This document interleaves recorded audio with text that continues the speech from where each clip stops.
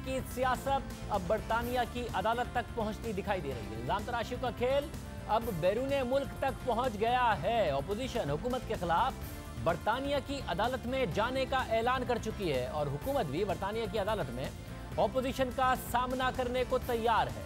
तो क्या बरतानिया की अदालत में फैसला होगा कि कौन सच बोल रहा है और कौन झूठ? साबिक वजीर आजम और नून लीग के सीनियर नायब सदर शाहिद हसन अब्बासी ने आज मीडिया से बात करते हुए कहा कि हुकूमत के खिलाफ बरतानिया की अदालत में हितक इज्जत का दावा किया जाएगा। हुकूमत चैलेंज कर रही थी कि अगर मेल ऑन संडे की स्टोरी गलत है तो जाके बरतानिया में हितक इज्जत का दावा कर दें, और आज शाहिद हसन अब्बासी ने यही बात की। मैं इन तमाम हजरात को, इमरान खान को, शहजाद अकबर को और दीगर जो अफराद जो बयान देते हैं, इनके खिलाफ शहबाज शरीफ साहब यूके की अदालतों में हद तक इज़्ज़त का दावा कर रहे हैं।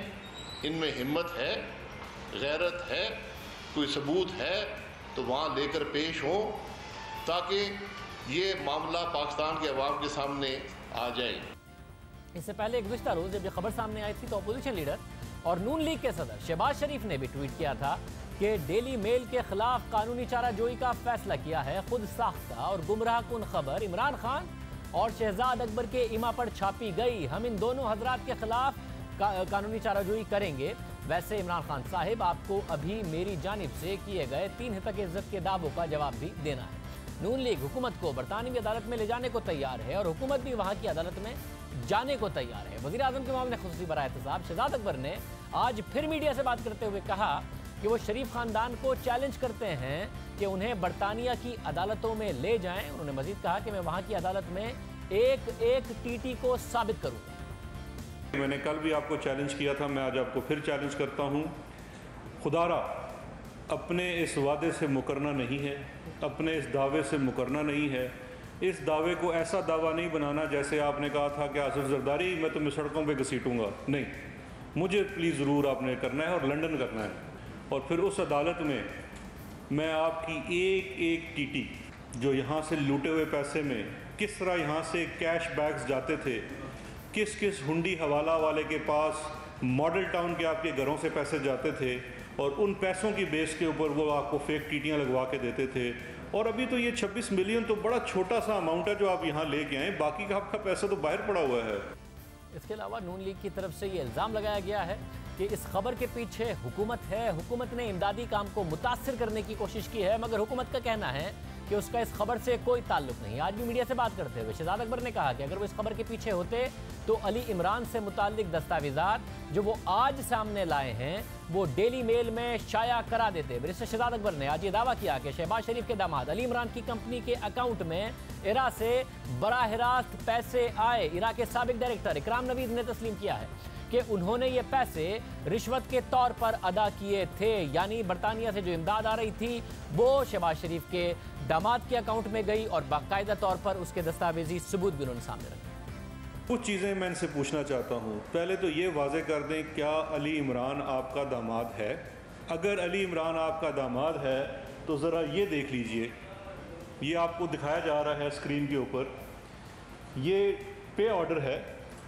इस पे ऑर्डर पे ये मैंने हाईलाइट किया हुआ है, इसकी डेट्स भी साथ दी गई हैं। इन डेट्स के मुताबिक 6 सितंबर 2002 को ये 20 मिलियन का डिमांड ड्राफ्ट बनता है। मेसर्स अली एंड को, ये अली इमरान साहब की कंपनी है, प्राइवेट लिमिटेड कंपनी है, यही इसके मालिक हैं, सीधे इनकी कंपनी में ये पैसे जाते हैं। ये एक नेशनल बैंक के उस पर बना हुआ है डिमांड ड्राफ्ट। ये 2 डॉक्यूमेंट्स हैं। ये 2011 की पेमेंट है वही अली एंड कंपनी को, जो कि 27 मिलियन की पेमेंट है। ये पेमेंट सारी जब नवीद इकराम डायरेक्टर था एरा में, जो बाद में 56 कंपनियों में भी मुलज़म बना, उसने खुद अपने इकबाली बयान के मुताबिक 131 मिलियन की अदायगी अली इमरान को की हुई है।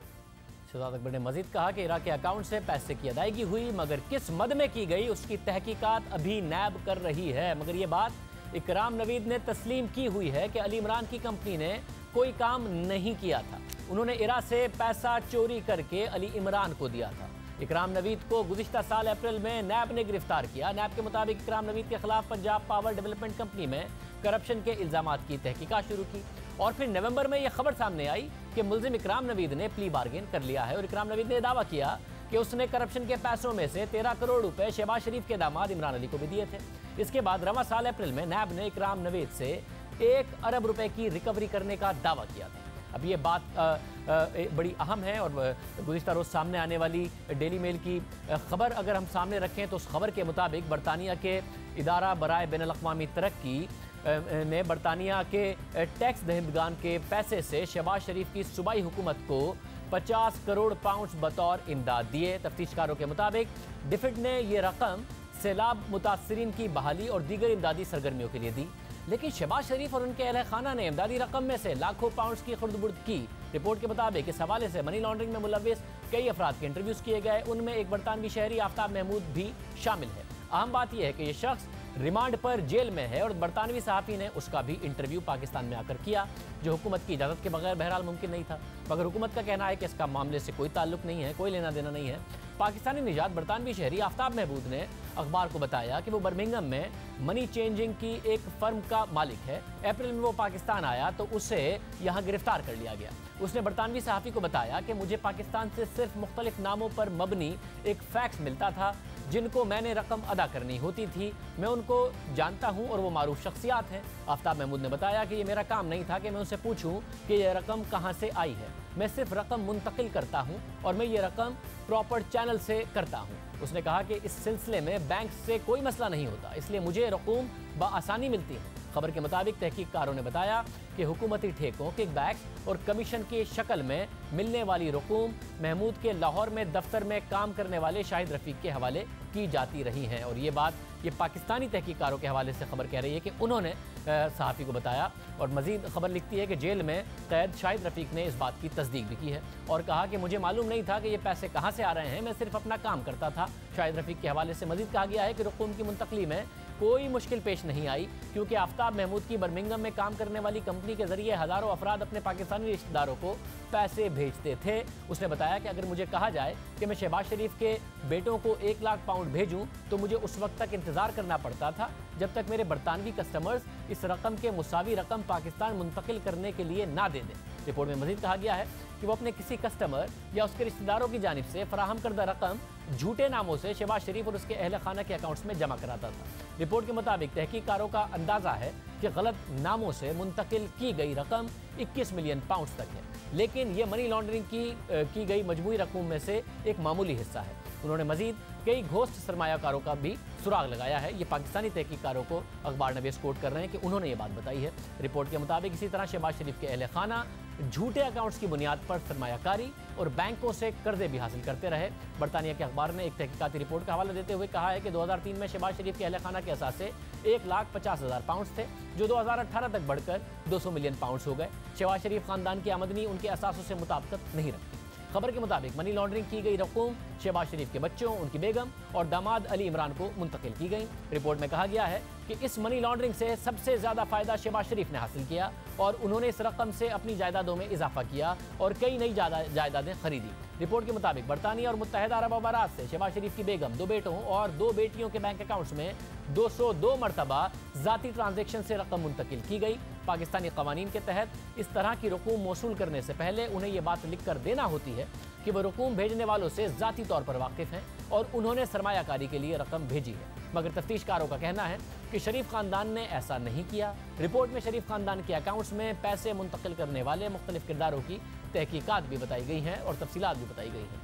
बर्मिंघम से मंजूर अहमद नामी शख्स ने शहबाज शरीफ की बेगम, बेटे हमजा और सुलेमान को 13 मरतबा 1.2 मिलियन पाउंड मुंतकिल किए। इस शख्स की जब शनाख्त की गई तो पता चला कि वो पंजाब के देहात में घर के अंदर एक छोटी सी दुकान चलाता है। ये बात पहले बैरिस्टर शहजाद अकबर भी शेयर कर चुके हैं। ये पूरी की पूरी स्टोरी पहले भी आ चुकी है।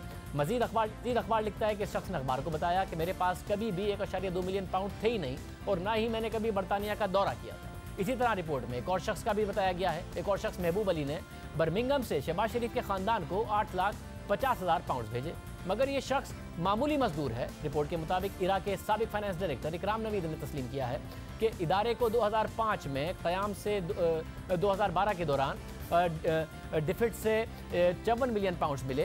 ये रकम बहाली और तवील मुद्दत के दूसरे मंसूबों के लिए थी। नवीद ने अपने जुर्म का एतराफ़ करते हुए कहा कि जब डिफिट इराक को फंड दे रहा था तो उसने 1.5 मिलियन पाउंड्स की खुर्द-बुर्द की, जिसमें से 1 मिलियन पाउंड्स अली इमरान को दिए गए। इकराम नवीद ने मजीद कहा कि इसमें से निस्फ रकम बराह रास्त इराक के अकाउंट से मुंतकिल की गई, जिसकी तस्दीक बैंक से भी होती है। पाकिस्तानी तफ्तीशकारों ने इस हवाले से अली इमरान से मौक़िफ़ लेने और सवालों का जवाब लेने के लिए तलब किया तो वो पेश नहीं हुए, वो लंदन में हैं। अखबार ने डिफिट की अपनी एक रिपोर्ट का हवाला देते हुए कहा कि इराक में एहतसाब का कोई शफाफ निज़ाम मौजूद नहीं, लेकिन इसके बावजूद इराक को भारी रकूम दी गई।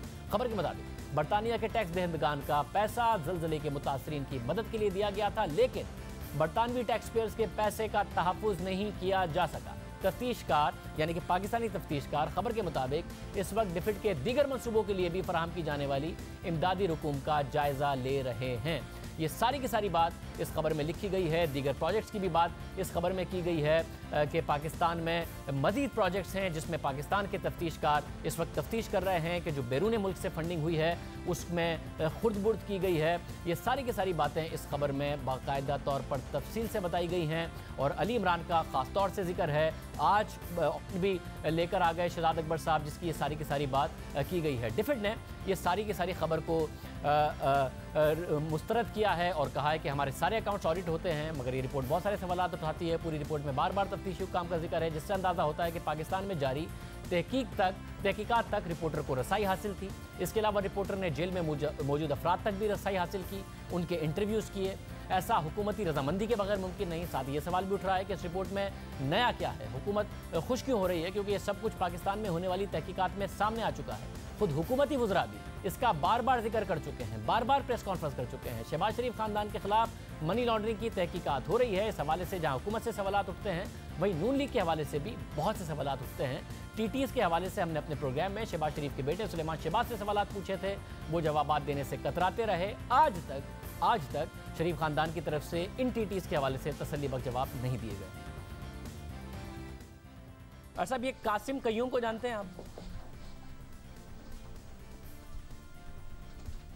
मैं किसी कासिम कयूम को नहीं जानता, मैं जिंदगी में कभी उसको नहीं मिला। मंजूर अहमद को जानते हैं आप? ऑन रिकॉर्ड हूं, मैं कभी जिंदगी में उसको नहीं मिला। मंजूर अहमद को जानते हैं आप? मैं जिंदगी में नहीं मिला, ना मुझे पता है एक शख्स कौन है। मंजूर अहमद को जानते हैं? मैं किसी एक्सपर्ट को नहीं जानता। जो गवर्नमेंट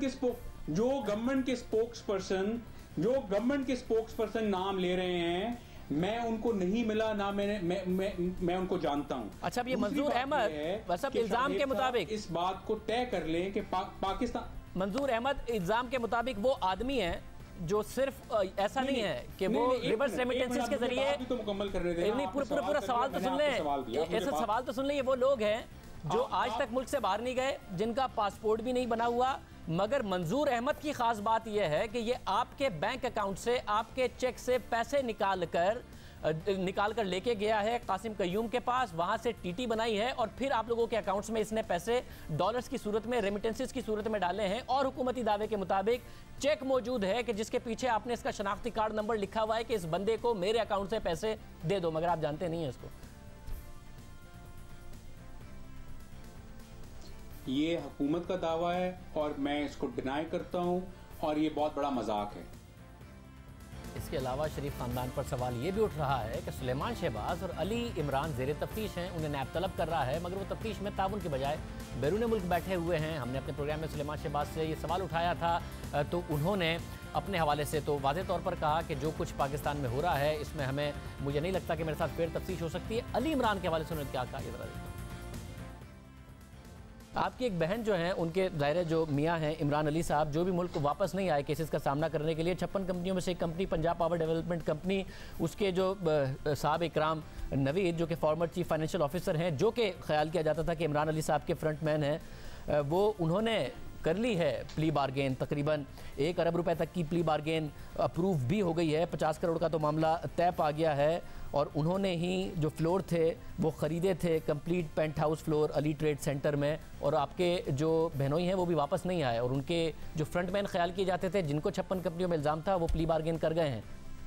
मेरा ख्याल है कि अली साहब के जो मामलात है उनके लिए आप उनको ज़रूर सेपरेटली बुला सकते हैं, क्योंकि हमारा कारोबार जो है वो सेपरेट है और हमारा कोई आपस में कारोबारी कनेक्शन कोई नहीं है। लेकिन इमरान अली साहब के केस की जहां तक मुझे अंडरस्टैंडिंग है वो टोटल पॉलिटिकल। मगर 56 कंपनीज पंजाब हुकूमत का मामला है, आपके वालिद साहब का मामला है 56 कंपनीज का, ये 56 कंपनीज से लिंक्ड है मामला। वो 56 अल्लाह करे कि ये 56 कंपनीज के जो इल्जामात लगे ये नाकाम खान साहब इसको लाएं कौम के सामने, बताएं इन 56 कंपनीज में करप्शन कहां से हुई, बताएं कि शरीफ फैमिली में सुलेमान शहबाज ने, हमजा शहबाज ने, पीपीडीसी में प्ली बार्गेन हो गई है। सुलेमान शहबाज साहब, पंजाब पावर डेवलपमेंट कंपनी में प्ली बार्गेन हो गई है। कहां पे अपना जो है पावर का मिसयूज किया, नाजायज फायदा उठाया, एक पेनी की सर ये तो plea bargain is a confession. कुछ मिला नहीं अपना, इनको पब्लिक सेक्टर के अंदर कुछ नहीं मिला शाहजेब साहब, तो ये हमारे कारोबार की तरफ आ गए और कारोबार को डैमेज करने की कोशिश की। सवाल ये उठ रहा है कि शरीफ खानदान को तो बहरहाल शहबाज शरीफ के खानदान को इन टीटीज़ का जवाब देना है। हमने मुतादिद बार इस तवील इंटरव्यू में भी उनसे पूछा कि कहाँ से ये टीटीज़ आई हैं, कौन से ये पैसे हैं, वो जवाब नहीं मिला था। वो कह रहे थे हम अदालत में जवाब देंगे, मगर टीटी का मामला अलग था, अली इमरान का मामला अलग था। इस आर्टिकल के ज़रिए बाकायदा तौर पर नज़र आ रहा है, और जो मेल ऑन संडे है वो वैसे ही कैंपेन करता है कि पाकिस्तान हो या भारत हो, जो भी डेवलपिंग कंट्रीज़ हैं उनको बरतानिया के टैक्स पे पर इमदाद नहीं देनी चाहिए। उसमें ये स्टोरी बाकायदा तौर पर तासुर दे रही है कि वो जो इमदाद की रकम है वो इस्तेमाल हो जाती है और वो करप्शन में और मनी लॉन्ड्रिंग में इस्तेमाल होती है। दो अलग अलग इशू थे। क्या हुकूमत ने बाकायदा तौर पर इस स्टोरी में ताउन करके इस तासुर को मजबूत किया है कि पाकिस्तान को इमदाद नहीं मिलनी चाहिए? ये हुकूमत पर सवाल उठ रहा है। जो शरीफ खानदान का सवाल है वो हम नून लीग से पूछेंगे। मिर्ज़ा शहजाद अकबर साहब मौजूद हैं, मोहम्मद खुर्शीद वज़ीर आज़म बराए एहतसाब, उनसे ये जो अहम सवाल है ये उठ रहा है, ये उनसे हम मालूम करेंगे। शहजाद अकबर साहब, बहुत सारे सवालात इस स्टोरी के हवाले से उठ रहे हैं। सबसे पहले ज़ाहिर है ये सुलेमान शहबाज से हम सवालात उठा चुके थे, टीटीज़ का मसला है, उसका जवाब शरीफ खानदान को देना है। मगर ये जो स्टोरी है, जो इसमें जितने भी हकाइक आए हैं, ये पहले से आपको पता थे या कुछ नया आपको भी इस स्टोरी से पता चला है जब ये मेल ऑन संडे में छपी है? देखिए, ये शवायद तो सारे हमारे इल्म में थे जो इसके अंदर डिफिट से मुतालिक या एड से मुतालिक। देखिए, इसमें दो चीज़ें समझने की बड़ी हैं। स्पेसिफिक डिफिट चूँकि बरतानिया का एंगल है इसलिए डेली मेल ने उस पर ज़्यादा फोकस किया है, लेकिन यहाँ मुख्तलिफ डेवलपमेंट और एड के प्रोजेक्ट्स में खुर्द-बुर्द हुई है। लेकिन एक स्पेसिफिक जो इरा से मुतालिक का एक फ़ंड है जिसमें से अली इमरान जो हैं वो डायरेक्ट बेनिफिशरी हैं, वो एक स्पेसिफिक केस है। अब बात यह है कि ये डॉक्यूमेंट्स तो मौजूद थे हमारे पास, लेकिन अब जब ये कल स्टोरी आई तो उस स्टोरी के ऊपर बजाय इसके कि जैसे देखिए आपका भी प्रोग्राम हुआ पहले, जब ये टीटीओ का मामला आया बहुत सारे सवालात किए गए, कोई खातर खा जवाब नहीं आया। लेकिन जब ये कल स्टोरी आती है तो बजाय इस स्टोरी के अंदर दिए हुए कंटेंट्स को ऊपर कोई स्पेसिफिक बात करते, रिबटल में कोई डॉक्यूमेंट आता, वो सारा टारगेट कर दिया जाता है जैसे मेरी ज़ात को कि ये स्टोरी मैंने करवाई है। मैंने तो सिर्फ एक डॉक्यूमेंट उठा के आज दिखा दिया कि ये देख लीजिए, आप जो कह रहे हैं कि कुछ हुआ नहीं है, तो इसका क्या जवाब है कि आप डिफिट के ये जो आपका ये प्रोजेक्ट था इरा का, जिसमें पंजाब में जो मुख्तलिफ इसमें रिहेबिलिटेशन का काम हो रहा था, उसके फंड्स में से खुर्द-बुर्द होती है और 13 करोड़ से ज़ायद रकम डायरेक्टली पे ऑर्डर जाता है अली एंड को जो ना ही इरा की कॉन्ट्रैक्टर है, ना ही उसकी पेमेंट कोई सैंक्शन पेमेंट है। और जिस शख्स ने ये किया वो खुद इरा के फ़ंड से चोरी कर रहा था, उसका नाम है ये इकराम, नवीद इकराम। और नवीद इकराम ने ख़ुद अपने इकबाली बयान में और प्ली बारगेन में ये चीज़ एग्री की है, एडमिट की है कि मैं इरा के फ़ंड से भी अली इमरान को अदायगी करता था और मैं उसमें से ख़ुद भी चोरी करता था। 1 अरब रुपए की प्ली बारगेन की है नवीद इकराम में। एक 19 ग्रेड का सरकारी मुलाजम था जिसके सेंटोरस में यहाँ पे अपार्टमेंट्स थे, वो सारी चीज़ें हुकूमत पाकिस्तान ने ऑलरेडी ज़ब्त की हुई हैं और वो अदालत से भी हुक्म हो चुका है और वो प्ली बारगेन एग्रीमेंट में गवर्नमेंट को मिल चुकी हैं। तो वो सिर्फ वो डॉक्यूमेंट्स मैंने आज दिखाए हैं कि ये वो स्पेसिफिक चीज़ है जिसकी तरफ मेल ऑन संडे की स्टोरी इशारा करती है। इसमें मसला ये है कि दो अलग अलग इशू थे, अली इमरान के और नवीद इकराम के एक अलग इशू था, और जो टीटी का इशू है शहबाज शरीफ खानदान का वो एक अलग इशू था। अब मेल ऑन संडे की जो स्टोरी है, और मेल ऑन संडे वैसे ही कैंपेन करता रहता है कि ये जो तरक्की पजीर ममालिक हैं इनको इमदाद ना दें, भारत को ना दें, पाकिस्तान को ना दें, दूसरे ममालिक को ना दें। तो मैं जानना चाह रहा हूं कि इसमें ये इंप्रेशन दिया गया है, दो स्टोरीज को ऐसा लग रहा है कि मिक्स करके, कि जो पाकिस्तान को आप पैसा देते हैं वो बजाय इसके कि खर्च हो वहां पर, वो मनी लॉन्ड्रिंग के जरिए और टीटीएस के जरिए इस्तेमाल हो जाता है, और आप भी इस स्टोरी में कंट्रीब्यूट करते नजर आ रहे हैं कि इस तासुर को तकवीत दे रहे हैं। तो मैं जानना चाह रहा हूं, आपने जो डॉक्यूमेंट दिखाया है वो बाकायदा तौर पर official account to official account transfer हुई है, अली इमरान के अकाउंट पर ट्रांसफर हुई है, जो आपका अकाउंट कहता है इरा के अकाउंट से। तो बाकायदा तौर पर ऑडिट तो होता होगा ना, तो सब चीजें और रीजन देना पड़ते होंगे कि ये पेमेंट अली इमरान के अकाउंट में क्यों हुई है डायरेक्ट इरा के अकाउंट से। तो इन्वेस्टिगेटर्स ने वो पेमेंट क्यों हुई थी, ये आपको बताया या सिर्फ ये डॉक्यूमेंट आपको दे दिया, क्यों पेमेंट हुई थी अली इमरान के अकाउंट पे? देखें, दो चीज़ें हैं। एक तो ये है कि इसकी कोई चीज़ दिखाई ही नहीं जा सकी, यहीं से तो नवीद इकराम पकड़ा गया। लेकिन चूंकि जब ये नवीद इकराम पकड़ा गया, इतनी ज़्यादा ज़्यादती है कि नवीद इकराम तो पिछले दौरे हुकूमत में ही पकड़ा गया था, लेकिन किया क्या गया कि उस वक़्त मुख्तलिफ महकमों को इस्तेमाल करते हुए इस बात तक स्टोरी अली इमरान की हद तक दबा दी गई। नवीद इकराम के ऊपर तो उस दौर में बहुत कुछ हुआ, वो एक अलग स्टोरी है। लेकिन जब ये मामला नैब के पास गया तो इवेंचुअली जो प्ली बारगेन की गई वो 2018 में हुई, और उस प्ली बारगेन के बाद ये सारी दस्तावेज सामने आए कि वो बेचारा नवीद इकराम तो रोता है जी कि मैंने तो आप चोरी की है, लेकिन मैंने चोरी में से ये हिस्सा दिया है, उसे इस हुकूमत से पहले कोई सुनने को तैयार नहीं था, और उसके दस्तावेजी सबूत इस तरह से सामने आए हैं। और ये सारी अनऑथोराइज पेमेंट्स थी। ये बिल्कुल ऐसे है, मैं इसकी एक छोटी सी मिसाल देता हूँ कि आप बैंक के मैनेजर हैं, आपके पास डिफरेंट अकाउंट्स हैं। अब उन अकाउंट्स में से अगर आप चोरी करना शुरू कर दें तो वो सैंक्शन चोरी तो नहीं हो सकती, वो बैंक पूरा तो नहीं उसमें से मिला हुआ ना। एक मुलाजिम चोरी कर रहा है, वो दूसरे किसी शख्स को भी उसमें से पैसे दे रहा है। ये भी मामला कुछ ऐसा था कि जो अली एंड को है, इसका रिकॉर्ड के अंदर कोई कॉन्ट्रैक्टर नहीं है, ये कोई सब कॉन्ट्रैक्टर नहीं था इरा के लिए, इसने कोई फंक्शन परफॉर्म नहीं किया था। ये इरा के अलावा एक और जगह से भी अली इमरान को पेमेंट हुई है, जो कि किराए के मद में हुई है। ये केस पहले भी आ चुका है, मीडिया में भी रिपोर्ट हो चुका है कि एक अंडर कंस्ट्रक्शन प्लाजा जो कि अभी फंक्शनिंग नहीं था। साहब ये रिपोर्ट हुआ है, हमने तफसील से ये स्टोरी की है, सुलेमान शहबाज से भी इस हवाले से सवाल किए हैं। मगर वैसे भी अगर ये कोई काम किया भी होता अली इमरान ने, तो बहुत ही मेजर कॉन्फ्लिक्ट ऑफ इंटरेस्ट है, वो कर नहीं सकते काम, तब भी शरीफ खानदान के खिलाफ केस बनता है। मगर मैं फिर भी जानना चाह रहा हूं कि 7-8 साल पुराना केस है ना ये, इसका ऑडिट हुआ होगा, डिफिट कैसे मुतमईन हो गया, ऑडिट में क्या लिखा गया कि जी क्यों ये इतनी मैसिव रकम 15-16 करोड़ रुपए उस वक्त के अमाउंट में दी गई थी अली इमरान को, क्या लिखा हुआ है अकाउंट्स में? जब आप ये पूरी रसीदें लेके आ गए तो देख के आए होंगे ना कि क्या लिखा हुआ है उसमें, क्यों दिए गए थे पैसे? नहीं, देखिए उन अकाउंट्स के अंदर तो वो इतना डीपर देखना पड़ेगा कि उन ऑडिट के अकाउंट्स के ऊपर क्या लिखा हुआ, लेकिन ये मामला अनर्थ हो गया और फिर पहले एंटी करप्शन और बाद में नैब के पास आया, तो वो तो जो ऑडिट पैरा ऑब्जेक्शंस लगते हैं वो रिकवरी की सूरत में सेटल भी हो जाते हैं, क्योंकि वो रिकवरी तो पहले होती है ना, एक आप कोई उसमें कोई इरेगुलरिटी हो जाए। ये मामला तो इरेगुलरिटी का नहीं था, इलीगैलिटी का था, ये तो ऑडिट से निकल के चला गया। और जो डिफिट की भी अपनी इंटरनल ऑडिट्स हैं, जो पेमेंट्स होती हैं डेवलपमेंट या एड के मद में, उसके अंदर भी ऑडिट स्पेसिफिक नहीं है, लेकिन जो उनके चेक्स हैं कि आपकी जो मॉनिटरिंग एंड इवैल्यूएशन के चेक्स हैं, उसके ऊपर खुद जो डिफिट की रिपोर्ट है इंटरनल, वो ऑडिट रिपोर्ट 6-7 ऐसी चीज़ों की तरफ, लैप्सेस की तरफ निशानदेही करती है कि ये टेस्ट बेहतर नहीं है और यहाँ पे सख्त चेक्स होने चाहिए, क्योंकि यहाँ से चोरी का इम्कान है। ये स्टोरी आगे ये कहती है कि पाकिस्तान में जो इन्वेस्टिगेटर्स हैं उन्होंने जर्नलिस्ट को बताया है, जिसने ये स्टोरी की है, कि जो मुख्तलिफ प्रोजेक्ट्स दूसरे हैं डिफिड के, जिसमें गरीब ख़वातीन को पैसे देने का प्रोजेक्ट है और जो दूसरे प्रोजेक्ट है, उनकी भी इन्वेस्टिगेटर्स तहकीकात कर रहे हैं।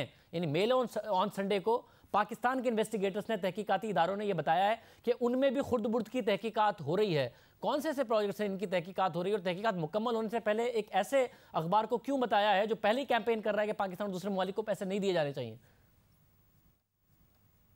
जी बिल्कुल, बहुत सारी ऐसी इंक्वायरीज़ हैं, इन्वेस्टिगेशंस हैं जो माजी में शायद बंद भी हो गई थी, वो दोबारा हो रही हैं। जिसमें से एक ऐसी इंक्वायरी जो इन्वेस्टिगेशन थी, वो गोस्ट जो सोशल वेलफेयर के प्रोग्राम हैं, जिसमें कम आमदनी वाले या बेरोज़गार लोगों को और स्पेशली ख़वातीन को स्टाइपेंड्स दिए जाते हैं, फ़ंड्स दिए जाते हैं, उसके अंदर जो सर्वेस थे वो सर्वे सस्पेक्ट हैं।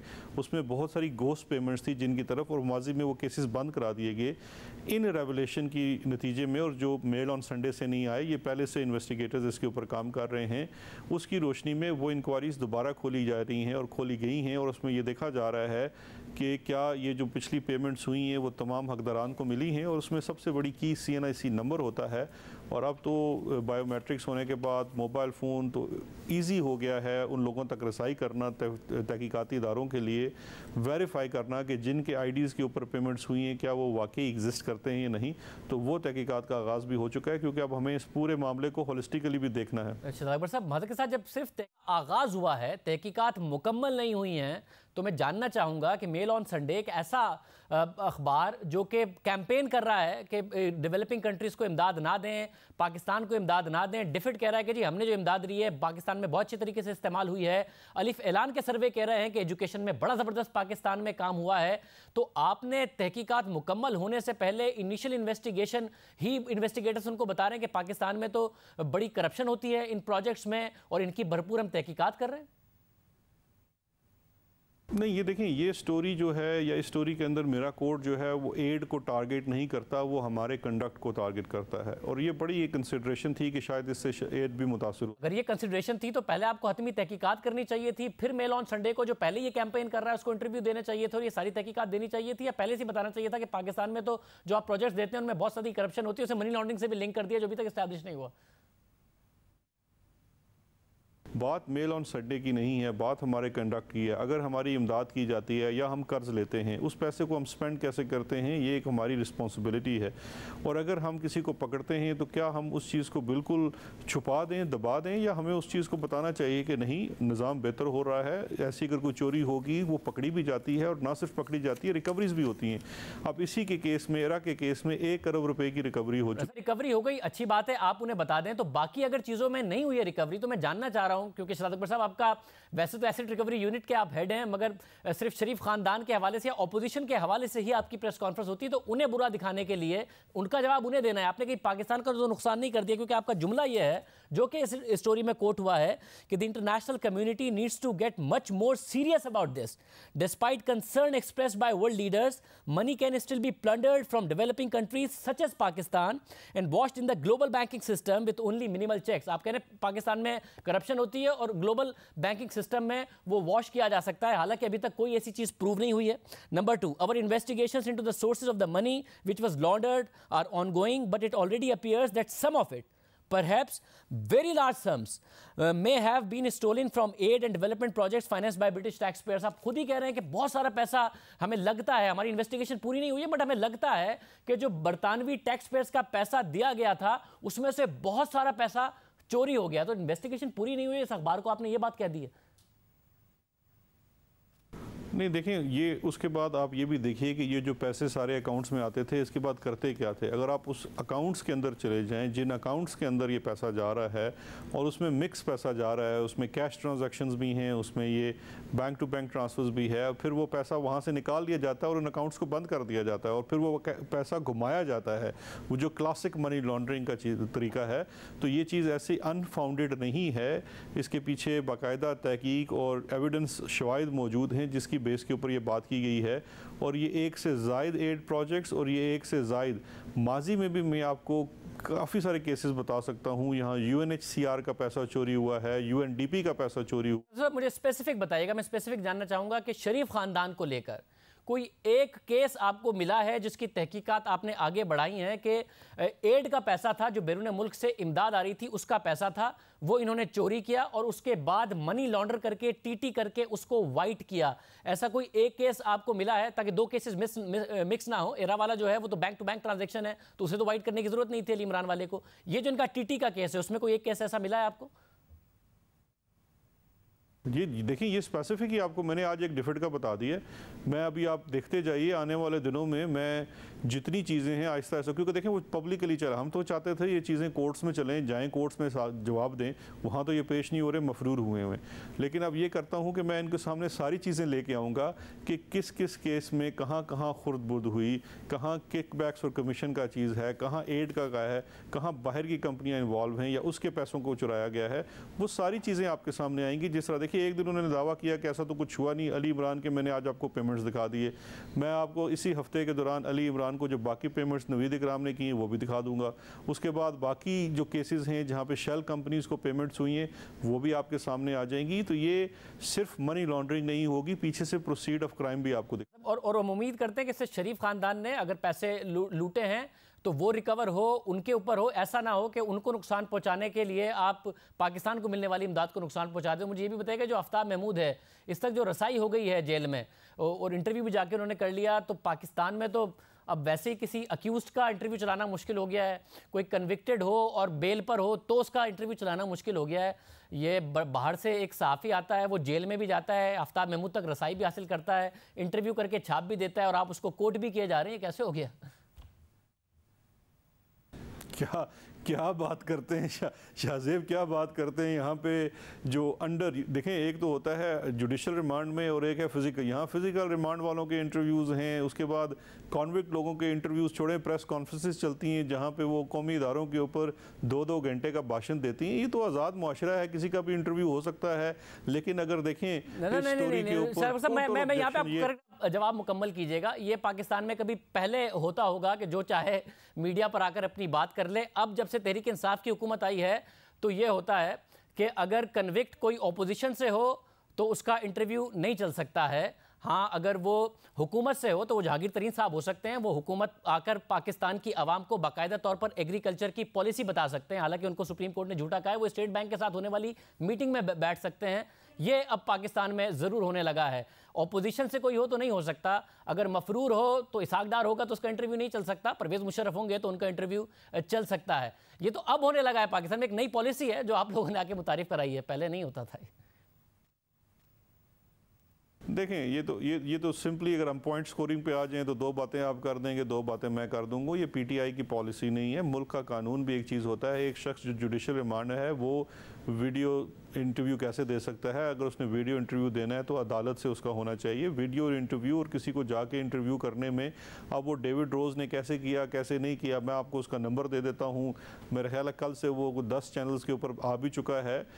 उसे मैंने किसी भी इंटरव्यू के लिए फैसिलिटेट नहीं किया। आपका मुल्क का जैसा निज़ाम है जिसके अंदर जिस तरह वो इंटरव्यू कर सकता है, एक्सेस कर सकता है।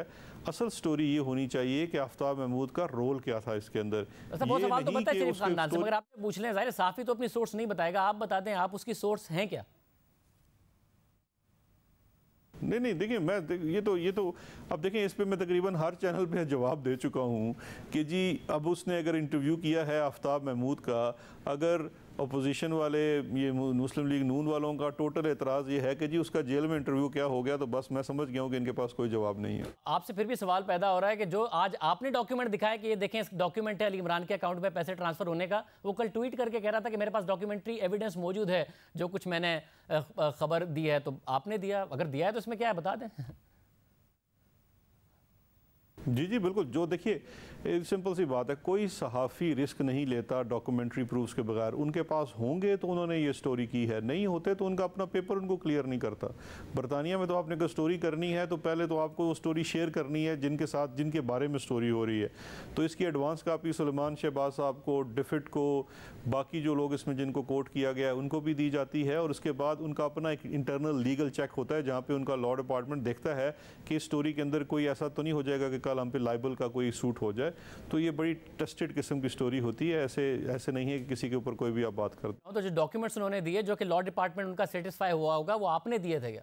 जो आपने आज दिखाया उन्होंने पहले ही कल ट्वीट कर दिया था। नहीं, ये मेरा ख्याल है आप दो मुख्तलिफ चीज़ें जोड़ने की कोशिश कर रहे हैं। मैं तो डॉक्यूमेंट या अकाउंटेबिलिटी कोड के रिकॉर्ड का हिस्सा है। अगर उसने वहाँ से ले लिए तो उसने नहीं ले लिए होंगे। कोर्ट के रिकॉर्ड का हिस्सा है, आपने भी ले लिए, एक बाहर से सहाफ़ी आया उसने भी ले लिए, जेल में जाके इंटरव्यू भी कर लिया। बहुत शुक्रिया। शहजाद अकबर साहब हमारे साथ मौजूद थे।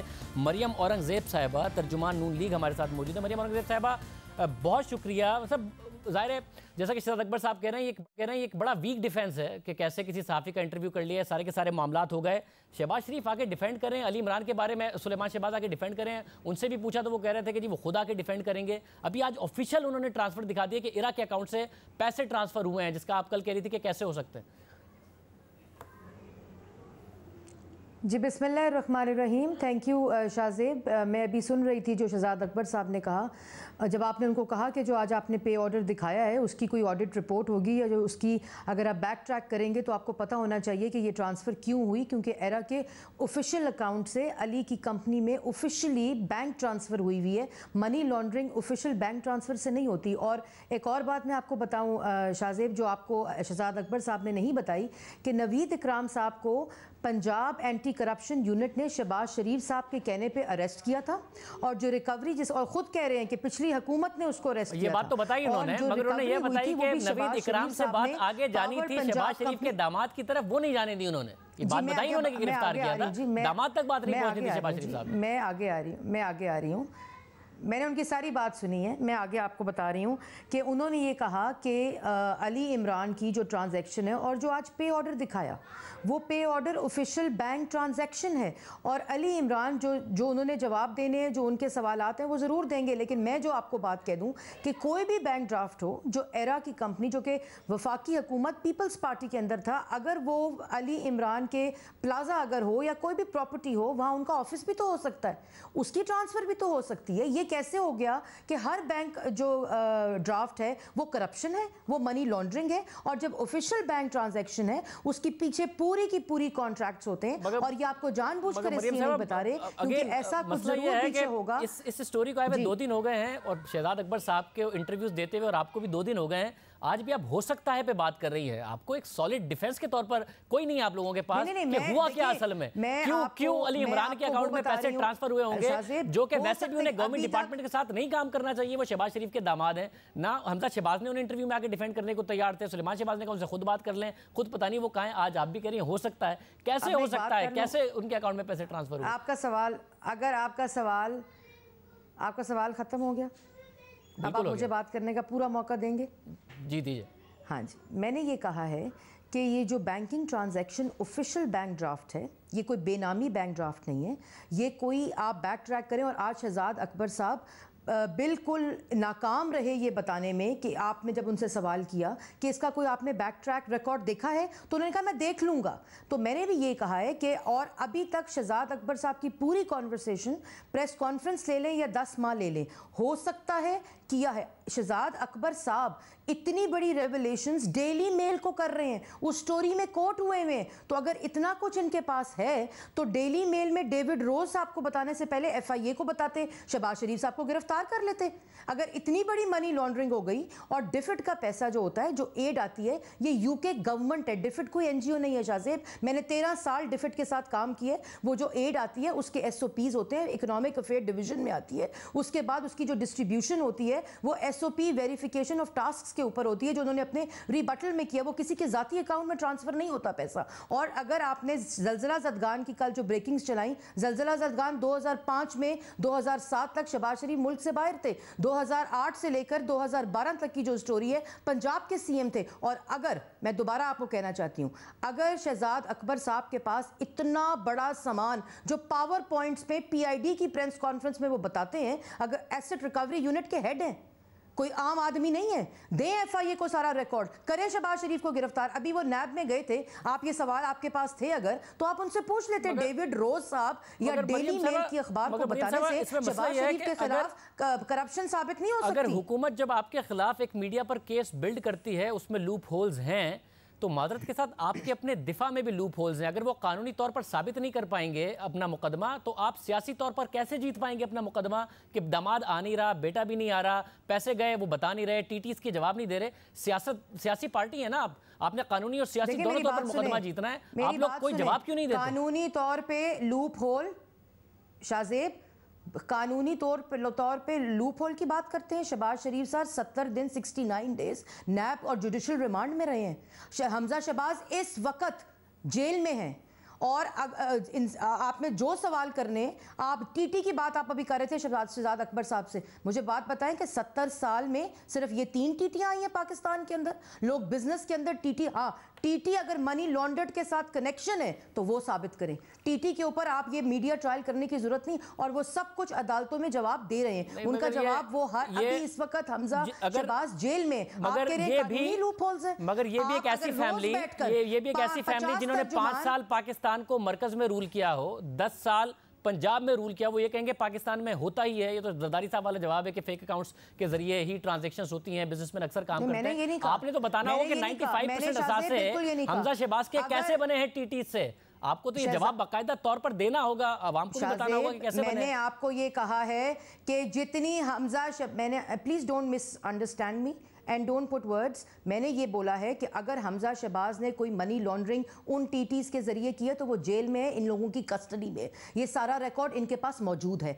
कर लें कार्रवाई। जो ये प्रेस कॉन्फ्रेंसेस करके डेली मेल का सहारा लेकर आप कोई सबूत नहीं लेकर आ सकते। आपके पास जो कुछ है, आप हुकूमत में है, खुदारा FIA आपके पास है, एसेट रिकवरी इंक्वायरी कमीशन आपने बनाया है, आपके पास सारा हुकूमती रिकॉर्ड मौजूद है। डेली मेल की स्टोरी को आप बैठकर क्यों डिफेंड करें हुकूमती तर्जुमान? ये बात इस तरह की नहीं है। आप सारे हुकूमती जो रिकॉर्ड है पंजाब का, और 11,000 मेगावाट बिजली बनाई शाहजेब, 10,000 किलोमीटर की सड़कें बनाई, ये छोटी छोटी बातें क्यों करते हैं? आपके पास जो करप्शन के सबूत है आप लेकर जाएं, FIA को दें, इंक्वायरी कमीशन को दें, एसेट रिकवरी यूनिट को दें और कार्रवाई करें। आप लोग सू करेंगे? आज फिर आप लोगों ने दोबारा कहा सू करने का कोई रिकॉर्ड ऐसा है नहीं कि मुकदमा जाके बरतानिया में कर रहे हो अभी तक शरीफ खानदान का। आज फिर कह रहे शहजाद अकबर साहब को मुझे छुट्टी चाहिए। सू कर चुके हैं।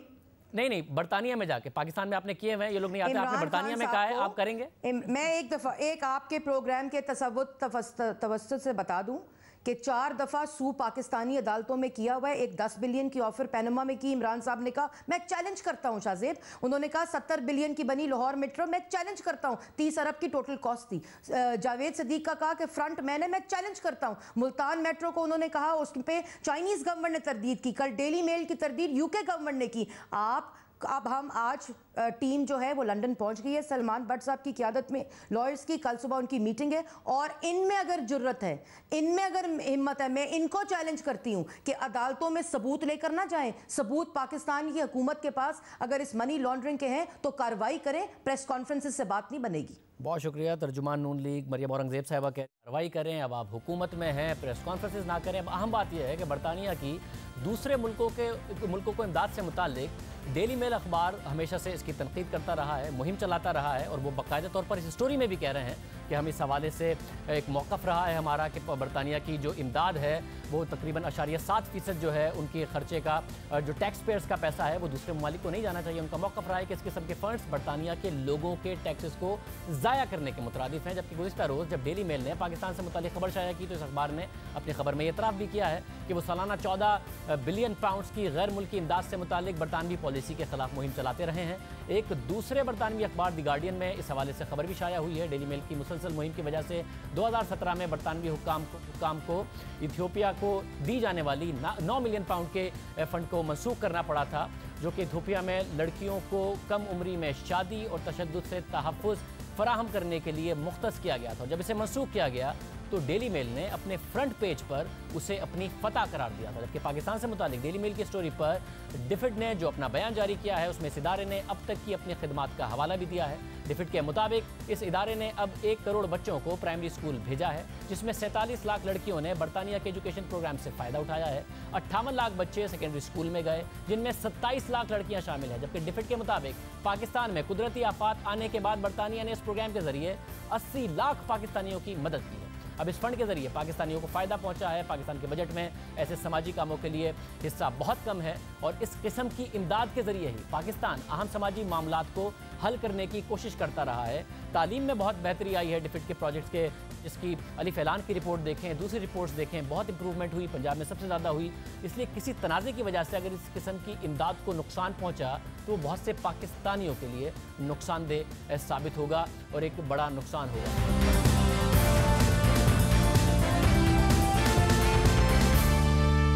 सुप्रीम कोर्ट में कल एक अहम समाअत होने जा रही है। चीफ जस्टिस आसिफ सईद खोसा की सरबराही में 3 रुकनी बेंच कल एक ऐसे मामले की तहकीकात के लिए दायर दरख्वास्त की समाअत करेगा जिसने न सिर्फ मुल्क की सियासत में हलचल मचा दी बल्कि अदलिया की साख पर भी सवालात उठा दिए हैं। क्योंकि इस मामले में एहतसाब अदालत के जज अरशद मलिक पर इल्ज़ाम लगा है, एक ऐसे जज पर इल्ज़ाम लगा है जिन्होंने एक अहम केस का फैसला दिया था। अल अजीज़िया रेफरेंस केस में जज अरशद मलिक ने नून लीग के कायद और साबिक वज़ीर आज़म नवाज शरीफ के खिलाफ फैसला दिया था और नवाज शरीफ को सजा हो गई थी। जिस जज ने फैसला दिया अब मामला उसी जज की वीडियो स्कैंडल का है। मुल्क की बड़ी अदालत में बड़े केस की समाअत कल होगी। चीफ जस्टिस आसिफ सईद खोसा बेंच की सरबराही करेंगे, जबकि सीनियर जज इसमें मौजूद होंगे और जज अरशद मलिक की मुबैना वीडियो की तहकीकात और इसमें मुलविस किरदारों की सजा देने से मुताल्लिक सुप्रीम कोर्ट में दायर आईनी दरख्वास्त की समाअत के मौके पर कल सिक्योरिटी के खुसूसी इकदाम किए जाएंगे। सुप्रीम कोर्ट के तर्जुमान की तरफ से जारी बयान में कहा गया है कि कोर्ट रूम नंबर 1 में दाखिले के लिए सिक्योरिटी के खुसूसी पासेस जारी किए जाएंगे। कमरा अदालत में सिर्फ दरख्वास्त गुजार और उनके वकला ही दाखिल हो सकेंगे। रोजाना की बुनियाद पर सुप्रीम कोर्ट आने वाले सहाफ़ी और वकला खुसूसी पासेस से मुस्तस्ना होंगे। हमारे साथ इस वक्त सीनियर सहाफ़ी क़य्यूम सिद्दीकी और असनात मलिक मौजूद हैं। आप दोनों का बहुत शुक्रिया। क़य्यूम सिद्दीकी साहब, कल बड़ी ही अहम समाअत है जब से ये स्कैंडल आया है, क्या तवक्कात की जाए? इसके बाकायदा तौर पर समाअत होगी, वीडियो का जायजा लिया जाएगा, क्या होगा जब एक पटिशन के ऊपर ये समाअत हो रही है? जी बहुत शुक्रिया। शहज़ेब जो है, एक तो इश्तियाक अहमद एडवोकेट जो हैं उनकी ये दरख्वास्त थी जिसके ऊपर ये जैसे ही मुकर्रर हुई तो आज 2 और दरख्वास्तें जो हैं वो भी आई हैं। एक सुहेल अहमद एडवोकेट हैं इस्लामाबाद के और एक तारिक असद जो हैं वो एडवोकेट हैं उनके। तो इन दोनों में भी जो है वो शरीफ ख़ानदान मदम मरीम नवाज़, नवाज़ शरीफ, शहबाज शरीफ, हुसैन नवाज़ और वजारत क़ानून और दीगर को फ़रीक बनाया गया है, पैमरा को भी फ़रीक बनाया गया है। इन दरख्वास्तों में जो मौक़िफ़ इख्तियार करके ये इस्तदा की गई है, तारिक असद एडवोकेट जो हैं वो ये कहते हैं कि ये अदलिया की आज़ादी का मामला है और इसकी तहकीकात होनी चाहिए और इस तहकीकात जो है उसके लिए कोई सुप्रीम कोर्ट या हाई कोर्ट के जज की सरबराही में कमीशन बनाया जाए। जबकि जो सुहेल अहमद एडवोकेट हैं जिनकी इकराम चौधरी वकालत करेंगे, उनकी तरफ से जो है वो ये कहा गया है कि ये वीडियो जो है इसको प्रोक्योर किया जाए और इसके फोरेंसिक एनालिसिस जो है वो करवाया जाए किसी भी इंटरनेशनल रिप्यूटेड फर्म से। और उसके बाद अगर जिन लोगों ने अदलिया को मलाइन करने की कोशिश की फिर उनके खिलाफ जो है वो कार्रवाई के लिए अकॉर्डिंग टू लॉ डायरेक्शन जो है वो पास की जाए। तो कल की जो समाअत है उसमें इब्तदाई समाअत होगी और इसमें अदालत जो है वो इस बात का जायज़ा लेगी जो कि chief justice Pakistan justice Asif Saeed Khosa, justice Azmat Saeed Sheikh और जस्टिस उमर अता बंदयाल जो हैं इस बेंच में शामिल हैं। और इसमें जो है वो इब्तदाई तौर पे ये देखा जाएगा कि आया ये दरख्वास्तें जो हैं वो क्या पब्लिक इम्पोर्टेंस का या 184(3) की जो सुप्रीम कोर्ट का एक ओरिजिनल जुरिस्डिक्शन है उसके अंदर ये फॉल करती भी है या नहीं करती है, क्योंकि बहुत सारे सवालात जो हैं वो इसके साथ होंगे। तो अब ये इसके बाद अगर दरख्वास्त गुजार अदालत को ये मुतमईन कर सके तो फिर नोटिस होंगे और नोटिस की सूरत के अंदर फिर जो है ये मामला आगे बढ़ेंगे। देखिए असद मलिक साहब, आप क्या समझते हैं, क्योंकि अभी तक जब से चीफ जस्टिस बने आसिफ सईद खोसा साहब, एक बाकायदा तौर पर फोकस नज़र आता है कि जी जो पेंडिंग केसेस हैं उनसे निपटा जाए, सुमोटो उस तरीके से नहीं होते, लोअर कोर्ट्स के मामला में उस तरीके से मुदाखलत नहीं होती। अब ये पटिशन गई है और क्योंकि एक बहुत बड़ा इशू बन गया है, क्या तवक्को की जा सकती है जो कुछ पटिशन ने मांगा है अपनी पटिशन में इस हवाले से?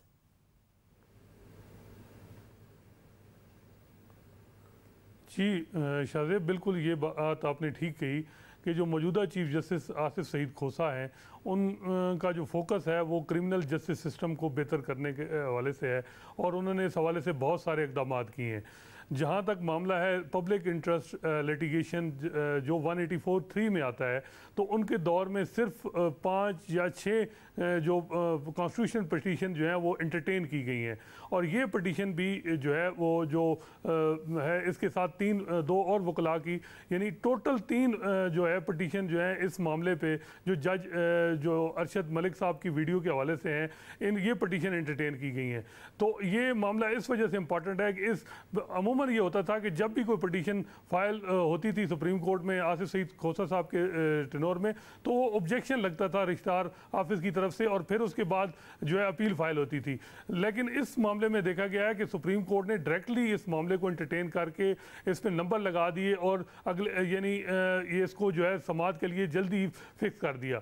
तो क्योंकि ये मामला बहुत से वकला और PMLN का भी जो पहले जो बार बार डिमांड थी वो ये थी कि ये सुप्रीम कोर्ट जो है इस मामले को नोटिस ले, तो क्योंकि ये मामला सुप्रीम कोर्ट में जो है अदलिया की साख के हवाले से है और दोनों साइड से सीरियस किस्म के एलिगेशन लगाए गए हैं। मरीम नवाज़ ने भी जो अपनी प्रेस कॉन्फ्रेंस में जो एलिगेशन लगाए और फिर उसके बाद जो है जज साहब की तरफ से जो एफिडेविट आया तो वो भी एलिगेशन है। तो दोनों साइड से एलिगेशन है और ये एलिगेशन है कि जो नवाज शरीफ साहब हैं उनका ट्रायल जो है वो उसमें इन्फ्लुएंस और उसको मैनिपुलेट किया गया है। तो अब ये मामला सुप्रीम कोर्ट पे है कि वो इस मामले पे कमीशन बनाती है, इंक्वायरी करती है और देखते हैं कि क्या ये जो ट्रायल था नवाज शरीफ साहब का वो इन्फ्लुएंस मैनिपुलेट हुआ या नहीं हुआ, या एक साइड के एलिगेशन ठीक हैं या दूसरी साइड पे हैं।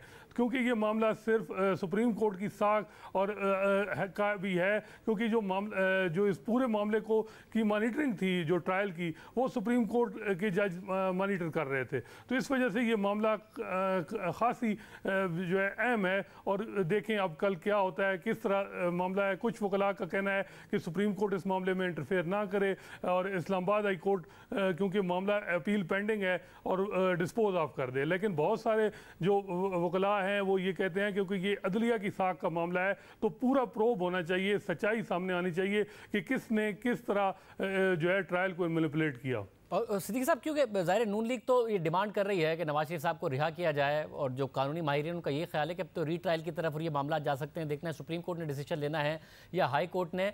मुमकिन है कि हाई कोर्ट पर भी ये मामला छोड़ दिया जाए और वो तो फिर सितंबर में समाअत होनी है, ये भी मुमकिन है।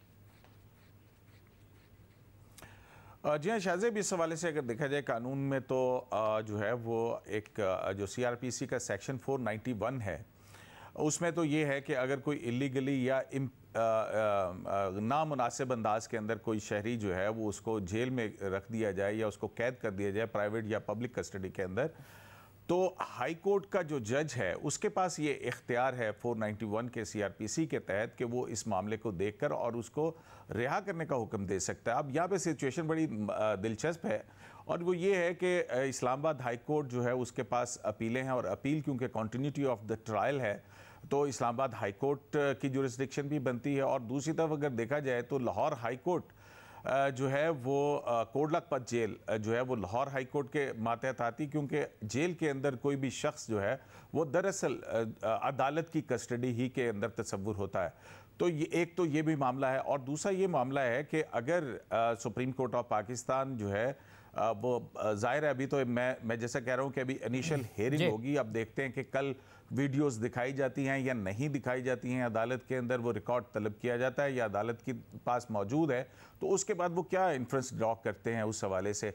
तो ये भी एक काफ़ी ट्रिकी सी सिचुएशन है जिसको देखा जाएगा। बहुत शुक्रिया कि सिद्दीकी साहब असनात मलिक इस हवाले से आगाह कर रहे थे। तजर्बाकार रिपोर्टर्स हैं अदालती मामलात के हवाले से, मगर जब से जस्टिस आसिफ खुसर साहब आए हैं वो वाज़े तौर पर नज़र आता है कि जो मुदाखलत है उसकी ना हुकूमत शिकायत करती नज़र आती है ना लोअर कोर्ट शिकायत करती नज़र आती हैं, सुमोटो उस तरीके से नहीं होते, बाकायदा तौर पर उनका फोकस है कि पेंडेंसी कम हो। अब ये मामला जिसमें अदालत की साख पर बहुत ज़्यादा सवाल उठ रहे हैं, इस हवाले से कल क्या अहम फैसला होता है, वीडियोज़ चलेंगी अदालत में नहीं चलेंगी, क्या अदालत फैसला करती है, सबकी नज़रें आला अदलिया पर।